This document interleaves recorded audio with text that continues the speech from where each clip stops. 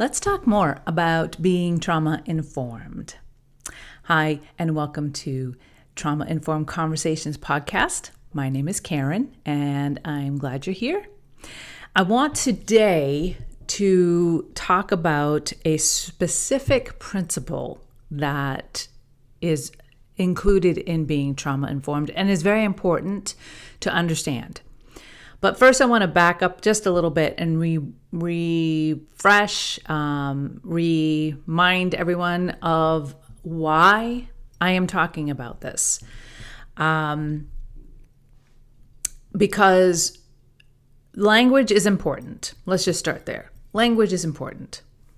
And if you want to hear more of my why, you can go and look at other episodes because it is, I go into quite an extensive explanation. So today I just want to say more about the why. I want to kind of expound on it. So the why is because language is important. And we hear the word trauma all the time today. And I want to be a little bit more specific about what I mean when I'm talking about trauma. And as far as what I understand it to be, both from personal experience and from education and training, okay? So as I said, language is important. I've been hearing a lot lately about how misunderstood trauma is. So I want to try and bring a little bit more clarification to it. Trauma is caused by an event or experience that happened to you. It's the wound left behind. This wound can disrupt a person's sense of safety and stability, leaving them feeling vulnerable, powerless, and isolated. The impact of trauma often leads to feelings of helplessness, entrapment, and terror. So I know that was a lot of words, but basically it affects all of us on this level, no matter how it comes about, okay? There are different classifications of trauma. I just want to go back and read that, though, again, because I think that I have this feeling in my gut that whenever anyone hears that word trauma or says it, I think it's being minimized.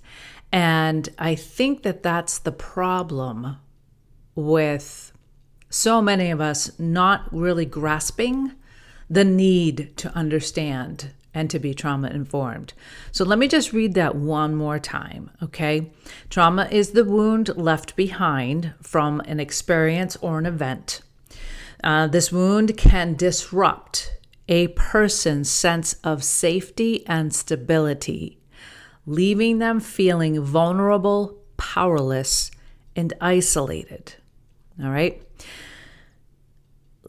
The impact of trauma often leads to feelings of helplessness, entrapment, and terror. All right? I know those words may sound a little over dramatic, but trust me, they're not. They're not.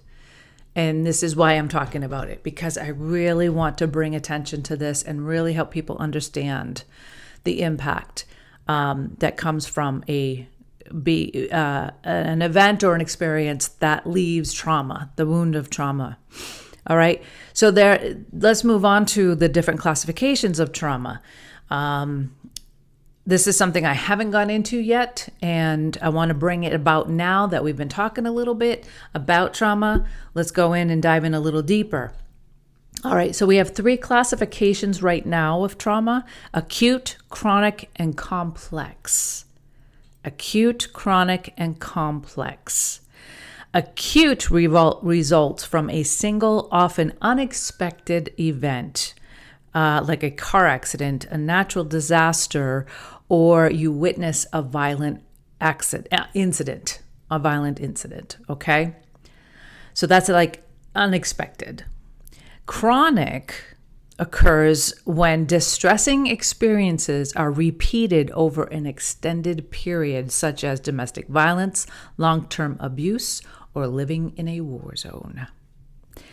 Complex occurs from exposure to multiple, often invasive and interpersonal traumatic events, such as repeated abuse or neglect, often stems from relationships where there should have been a sense of trust and safety. So keep in mind when I'm talking about trauma, it's not just one blanket word or one blanket definition. There's nuance to it, and there's a whole lot more to understanding it than what we've been talking about, from what I've seen in my own circles and talking with other people outside of my circles. There's a very limited understanding of what trauma is and the impact of trauma. So this is why, again, this is our why. This is why I'm talking about it. All right. There's a whole lot more that can be said on just all of what I just spoke on,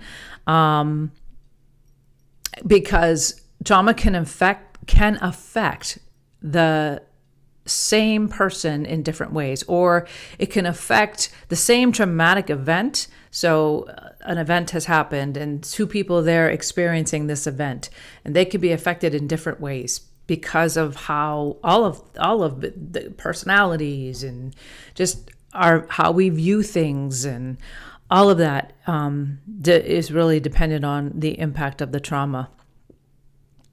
But all of this has the potential to profoundly alter a person's ability to manage emotions, form relationships, and navigate life. I can speak to that from personal experience. So we really have to be careful about minimizing. I think it's minimizing is the word that best describes when people hear the word trauma, when they hear the words abuse, when they hear the words, this person's just a difficult person and I can't be in relationship with them. And not that that's not true. Sometimes it's true, but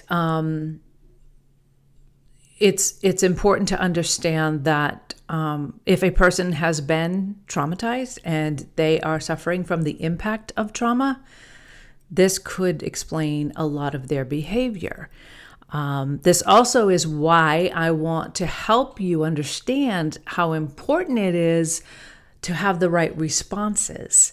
If we're not responding properly to trauma, or even if we suspect someone might be responding out of the impact of trauma and the wound that's been left, we can cause more harm. I've said that so many times before. So that's another focus, is to make sure that we are trauma informed and we respond properly. All right. Secondly, why I'm talking about this, I thought about this as I was preparing for this episode. I thought coaching techniques are only successful in a healthy relationship environment. So when we're talking about understand trauma and the impact of trauma on a person's life, we are talking about it because it impacts the health of a relationship. And that's why it's important to understand this. And even as a coach, I need to understand that, because I need to understand that when a person comes into my environment, it is important for me to help them to know they are number one supported no matter what. So that means I have to create an environment of safety, empathy, and trust. Okay? That's the foundation of building the environment that they're going to need in order to move forward in their life, because that's why they're coming to me as a coach. If this environment is established and maintained, the client will have success. That's what's most important. If you establish and maintain this environment in your relationships with your spouse and partner, friends and family, you increase the chances of a healthy relationship. So I put that in there because I feel like this is another reason why I'm doing these episodes and doing this podcast. It's to help you to have healthier relationships. And you can have this and not be a coach. It's basic principles of relationship. And even though there's a whole lot more to understand about coaching someone in these areas, basic relationship principles also apply. And that's what we have to look at and hopefully understand. Because when you create that type of environment with anyone that you're in relationship with, you're going to have much more meaningful relationships. You're going to have relationships that automatically give each other the freedom to express without offense. And you're also going to create an environment where safety and trust are there when you create that environment. So you'll both feel this, I don't know, I want to say a bubble, or it's like you're feeling that you can share anything without judgment. You can share and say anything without the other person shutting you down or turning against you, right? Because I've talked about this before. What this environment is also going to include is curiosity. So personal offenses aren't going to be the norm. Not to say it won't happen, but it won't be the norm in the relationship. It'll be filled with curiosity. And whenever we come into a place of curiosity with someone, it helps us to grow and have healthier relationships. All right, so that's the very first thing I believe will be helpful for all of you to focus on. It's one of the first things we as coaches focus on, which is creating that environment of safety, trust, and empathy. And curiosity. I'm going to throw curiosity in there as well. So instead of judging something a person says, when we talk about curiosity, you ask questions. So we don't assume that we understand what that person is saying. We ask questions about what they're saying to make sure we understand. Sometimes even myself, I get into a word trap or a word, I don't know what to call it, a pattern. It's just a pattern of speaking. And I think everybody around me is understanding what I'm saying, but they're viewing my words, they're hearing my words through a filter, and it's coming across differently than maybe what I mean. So I appreciate anybody that comes into relationship with me and already understands this level of communication. Yeah, communication. It's a level of communication. So they've established the environment, and so I can feel safe when they do ask me questions, when they are curious about what I'm saying and ask me to explore it more, explain it more. I think that's a very, very healthy thing. All right. Now, we can't do that with everybody. Just saying. And it's okay. It has to be okay. But for the majority, if you want to have healthy relationships, this is where it has to start.